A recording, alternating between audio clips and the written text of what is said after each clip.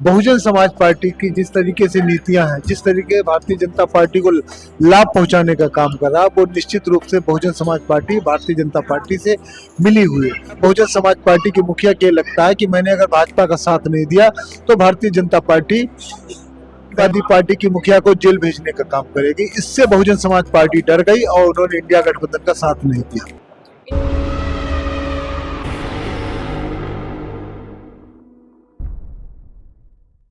नमस्कार, मैं काव्या बोध और आप देखना शुरू कर चुके हैं नागवंशी टीवी। इस वक्त मेरे साथ विकास चंद्रा जी हैं जो समाजवादी पार्टी के प्रदेश सचिव हैं और उत्तर प्रदेश के। आज इनसे हम कुछ राजनीतिक मुद्दों पे ही चर्चा करेंगे। जैसे कि अभी आपने देखा कि उत्तर प्रदेश के अंदर तो बात करेंगे हम समाजवादी पार्टी की कि समाजवादी पार्टी की 37 सीटें आई हैं उत्तर प्रदेश में। तो सर, जो अभी चुनावी माहौल रहा, जैसे अभी थोड़ी देर पहले आपने बात करी बसपा को लेकर 2019 के अंदर बसपा का और बात करें समाजवादी पार्टी का तो इनका गठबंधन हुआ था। तब ऐसा क्या हुआ था कि सपा जो पांच लोकसभा सीट ही ले पाई थी। देखिए, बसपा का वोट 2019 में समाजवादी पार्टी के लिए ट्रांसफर नहीं हो पाया। समाजवादी पार्टी से गठबंधन होने से बसपा को तो फायदा मिल गया था, पर सपा को फायदा नहीं हो पाया था। इसीलिए ये गठबंधन आगे नहीं चल पाया था। इस बार 2024 में इंडिया गठबंधन में बसपा को साथ लेना चाह रहे थे हमारे सारे घटक दल, पर बहुजन समाज पार्टी ने स्वतंत्र चुनाव लड़ने का फैसला लिया, जिसलिए हम उत्तर प्रदेश में 16 सीटें करीब से हार गए। तो यानी कि आप कह रहे हैं कि बसपा की वजह से आप 16 सीटें हार गए? जी, निश्चित रूप से बसपा की वजह से। अगर बसपा इंडिया गठबंधन के साथ होती तो हम लोग उत्तर प्रदेश के अंदर 70 सीटें जीतने का काम करते हैं।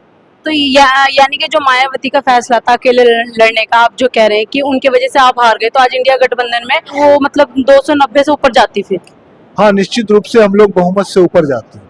अगर बहुजन समाज पार्टी गठबंधन के साथ होती, स्वतंत्र चुनाव ना लड़ती, क्योंकि बहुजन समाज पार्टी ने उत्तर प्रदेश के अंदर 16 सीटें बहुत कम मार्जिन से हराने का काम किया। अगर बहुजन समाज पार्टी, मैं जिस जनपद से आता हूँ शाहजहांपुर में समाजवादी पार्टी के जो 5,37,000 वोट मिला और जो बहुजन समाज पार्टी का जो कैंडिडेट था वो 91,000 वोट ले गया। उस वोट की वजह से हम लोग 55,000 से सीट अपनी हार गए।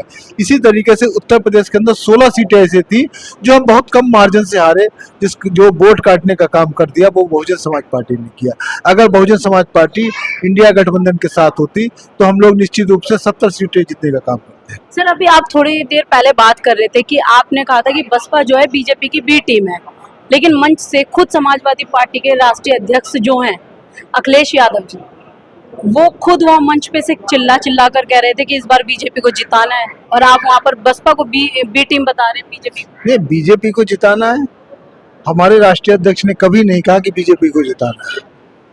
बहुजन समाज पार्टी की जिस तरीके से नीतियां हैं, जिस तरीके भारतीय जनता पार्टी को लाभ पहुंचाने का काम कर रहा है, वो निश्चित रूप से बहुजन समाज पार्टी भारतीय जनता पार्टी से मिली हुई है। उसका कारण यह है कि बहुजन समाज पार्टी को जो मेरा सोचना है, बहुजन समाज पार्टी के मुखिया के लगता है कि मैंने अगर भाजपा का साथ नहीं दिया तो भारतीय जनता पार्टी समाजवादी पार्टी की मुखिया को जेल भेजने का काम करेगी। इससे बहुजन समाज पार्टी डर गई और उन्होंने इंडिया गठबंधन का साथ नहीं दिया।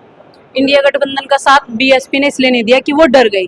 लेकिन सर, अभी जैसे कि देखा जाए कि मान्यवर काशीराम के टाइम पर जब ये बहुजन समाज पार्टी बनी थी, उस वक्त से 4 बार वो देश के मुख्यमंत्री रह चुके हैं यूपी के पूरे। तो उस वक्त जब आपकी सरकार बनी थी पहली बार, तब आपकी सरकार बनने के बाद ही सबसे पहले नारा दिया गया था कि आरक्षण को खत्म किया जाए। देखिए, आरक्षण को खत्म करने की बात नहीं, संविधान में बाबा साहब ने व्यवस्था ये की थी कि 15 साल तक के लिए आरक्षण दिया जाएगा, जब तक हम दबा कुचला समाज आगे नहीं बढ़ जाता। और इस समय ऐसे ही नहीं हुआ। अगर आरक्षण खत्म हो गया होता तो आज लोगों को आरक्षण का लाभ नहीं मिल रहा होता। आरक्षण ना देश में खत्म हुआ ना खत्म होगा।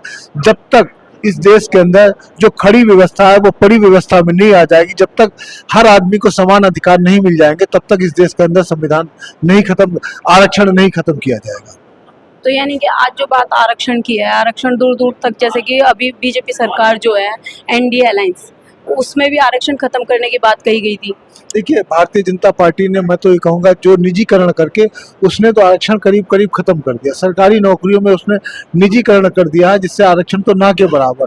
हाँ, कुछ बड़ी वैकेंसियां हैं, बड़ी पोस्ट हैं जिस पर आरक्षण आज भी लागू है, और वो आरक्षण लागू रहना चाहिए, क्योंकि हमारे देश के अंदर दबे कुछ लोगों को आरक्षण का लाभ आज भी ना मिला है, ना मिल पा रहा है। तो यानी कि अगर एक बात करी जाए कि जो यादव समाज अपने आप को सबसे ऊपर बताता है, सर्वश्रेष्ठ बताता है, तो जब कहें अखिलेश यादव जी जब एक उसके अंदर जाते हैं, अपने घर के अंदर, तो उसका भी शुद्धिकरण कराया जाता है। देखिए, इस देश के अंदर 4 वर्ण बनाए थे। मनु व्यवस्था के अंदर 4 वर्ण है। देखिए, पहला वर्ण है ब्राह्मण, दूसरा वर्ण है क्षत्रिय, तीसरा है वैश्य और चौथा वर्ण है शूद्र। तो चाहे देखिए, हमारी पार्टी के राष्ट्रीय अध्यक्ष जी वो भी शूद्र है, शूद्र लेकिन है। वो समझते नहीं है ना अपना। नहीं, वो शूद्र है।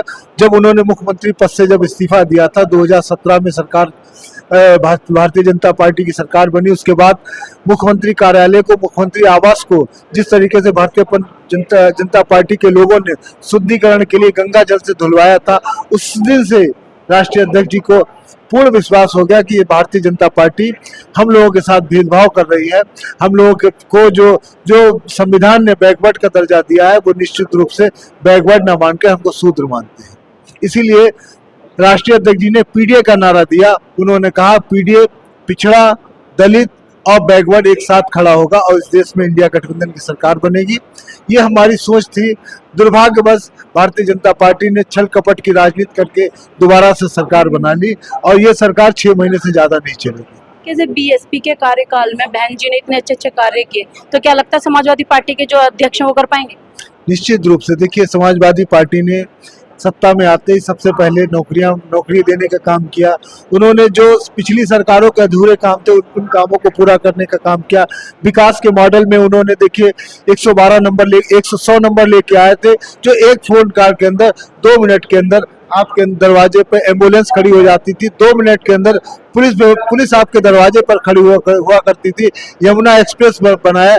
तमाम कल्याणकारी योजनाएं जो समाजवादी पार्टी में हुई थी, समाजवादी पार्टी में बनाई गई थी, जो लोगों को लाभ देने का काम किया, और समाजवादी पार्टी की सरकार दोबारा बनेगी तो इन योजनाओं को सबसे ज्यादा जब समाजवादी पार्टी बनी थी, सबसे ज्यादा कहें उसी के अंदर दलितों के साथ शोषण किया जा रहा था उस वक्त।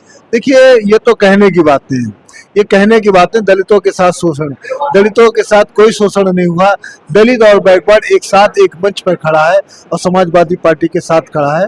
और आने वाले विधानसभा 2027 में जो बहुजन समाज पार्टी है, वो तो देखिए इस बार लोकसभा में एक भी जीत नहीं हासिल की है। वो तो बहुजन समाज की कहीं ना कहीं कमी रही है कि वो एक सीट भी बहुजन समाज के, क्योंकि उन्होंने इंडिया गठबंधन का साथ नहीं दिया, इसलिए वो लोग 0 पर, जिसका एक साल पिछली बार 10 सांसद थे, आज उनकी सांसद 0 हो गई है। विधानसभा में उनका एक विधायक था, वो भी इस बार खत्म हो जाएगा, और आने वाले समय में समाजवादी पार्टी की सरकार 2027 में बनेगी उत्तर प्रदेश में। तो यानी कि कहें कि समाजवादी पार्टी की सरकार जो 2027 में बनेगी, तो बहुजन समाज पार्टी खत्म हो जाएगी। जी, निश्चित रूप से। जिस तरीके से बहुजन समाज पार्टी की गुजारी है, जिस तरीके से बहुजन समाज पार्टी कार्य कर रही है, उस तरीके से आने वाले समय बहुजन समाज पार्टी इस प्रदेश से खत्म हो जाएगी। आप बड़ा आरोप लगा रहे हैं सर बहुजन समाज पार्टी के ऊपर। देखिए, बहुजन समाज पार्टी की मुखिया ने दलितों की कोई चिंता नहीं की। उन्हें केवल चुनाव के समय दलित याद आते हैं। इससे पहले उत्तर प्रदेश के अंदर हाथरस कांड हुआ, तमाम बड़ी बड़ी घटनाएं दलितों के साथ हुई। बहुजन समाज पार्टी की मुखिया ने कहीं सड़कों पर नहीं आई, ना उनके कार्यकर्ता, ना खुद आके उन्होंने कहीं मोर्चा लिया, न सरकार। तो समाजवादी पार्टी के कब नेता आए थे? समाजवादी पार्टी के मुखिया, देखिए, अखिलेश यादव जी और पूरी टीम, समाज पार्टी के एक कार्यकर्ता दलितों के खिलाफ, बैकवर्ड के खिलाफ कहीं भी पूरे देश में। आपने मनीषा वाल्मीकि कांड की भी बात करी, उसमें समाजवादी पार्टी के नेता कब गए थे? देखिए, माननीय राष्ट्रीय अध्यक्ष जी गए, उनके साथ उनकी टीम भी गई थी। ऐसा नहीं आपको लग रहा है कि समाजवादी पार्टी का एक एक कार्यकर्ता हाथरस गया था और बहन मनीषा को न्याय दिलाने के लिए दिन रात एक कर दिया था। तो न्याय मिला क्या उस लड़की को? देखिए, इस देश के अंदर जब तक भारतीय जनता पार्टी रहेगी, इस देश के अंदर दलितों के साथ अन्याय होता रहेगा और दलितों को न्याय नहीं मिलेगा। इसीलिए भारतीय जनता पार्टी से जो हमारे दलित भाई काम कर रहे हैं, मैं उनसे अनुरोध करूंगा, ऐसी पार्टी को आप लोग छोड़ने का काम करें और आने वाले समय में समाजवादी पार्टी इंडिया गठबंधन का साथ दें। चलिए, ये हमारे साथ विकास चंद्रा जी थे, इनसे हमने बात करी। और बाकी आपकी क्या राय है इस पूरी वीडियो के बारे में, प्रतिक्रिया में जरूर बताएं।